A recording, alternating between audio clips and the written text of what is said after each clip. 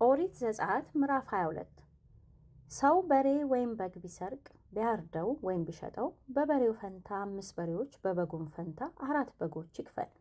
ሌባው ቤት ሲምስ ቢገኝ እርሱም እስኪሞት ቢመታ በመታው ሰው ላይ የደም ዕዳ አይሆንበትም። ፀሐይ ግን ከወጣችበት የደም ዕዳ አለበት። ሌባው የሰረቀውን ይመልስ፣ የሚከፍለውን ቢያጣ ስለሰረቀው ይሸጥ። የሰረቀው ደህና ሆኖ በእጁ ቢገኝ በሬም ወይም አህያ ወይም በግ ቢሆን የሰረቀውን ያህል 2 እጥፍ ይክፈል። ማንም ሰው ወደ እርሻ ወይም ወደ ወይን ስፍራ ከብቱን ቢነዳው የሌላውንም እርሻ ቢያስበላ ከተመረጠ እርሻው ከማለፊያውም ወይኑ ይካስ። እሳት ቢነሳ እሾህንም ቢይዝ ክምሩንም ወይም ያልታጨደውን እህል ወይም እርሻውን ቢያቃጥል እሳቱን ያነደደው ሰው ይካስ። ሰው በባልንጀራው ዘንድ ብር ወይም ሌላ ነገር እንዲጠብቅለት አደራ ቢያኖር ከቤቱም ቢሰረቅ ሌባው ቢገኝ ስለ 2 ይክፈል። ሌባውም ባይገኝ ባለቤቱ ወደ ፈራጆች ይቅረብ፣ እጁንም በባልንጀራው ከብት ላይ እንዳልዘረጋ ይማል።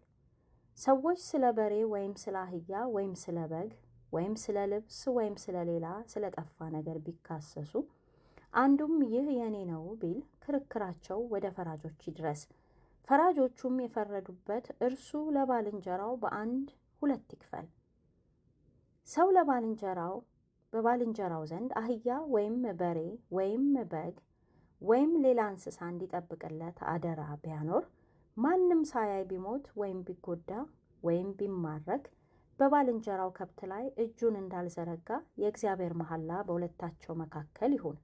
የከብቱም ባለቤት መሐላውን ይቀበል፣ እርሱም ምንም አይክፈል። ከእርሱም ዘንድ ቢሰረቅ የጠፋውን ያህል ለባለቤቱ ይመልስ። ተቧጭሮም ቢገኝ ለምስክር ያምጣው፣ በመቧጨሩም ምክንያት አይክፈል። ከባልንጀራው አንዳች ቢዋስ ባለቤቱ ከእርሱ ጋር ሳይኖር ቢጎዳ ወይም ቢሞት ፈጽሞ ይክፈለው። ባለቤቱ ግን ከእርሱ ጋር ቢኖር አይክፈል፣ ቢከራየው በክራዩ ይግባ። ሰው ያልታጨችውን ድንግል ቢያስታት ከእርሷም ጋር ቢተኛ ማጫዋን ሰጥቶ ሚስት ያደርጋት።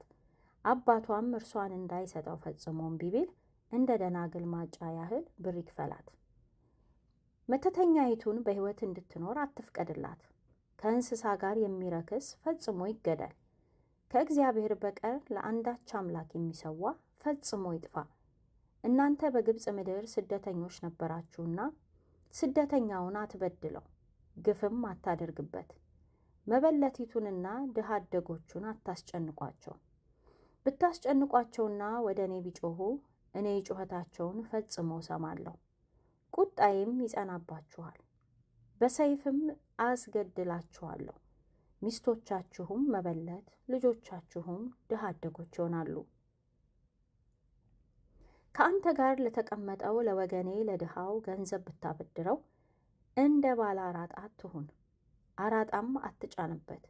የባልንጀራህን ልብስ ለመያዣ ብትወስድ ፀሐይ ሳትገባ መልስለት። ሥጋውን የሚከድንበት እርሱ ብቻ ነውና የሚተኛበትም ሌላ የለውምና ወደ እኔም ቢጮህ መሐሪ ነኝና ሰማዋለሁ። ፈራጆችን አትስደብ፣ የሕዝብህንም አለቃ አትርገመው።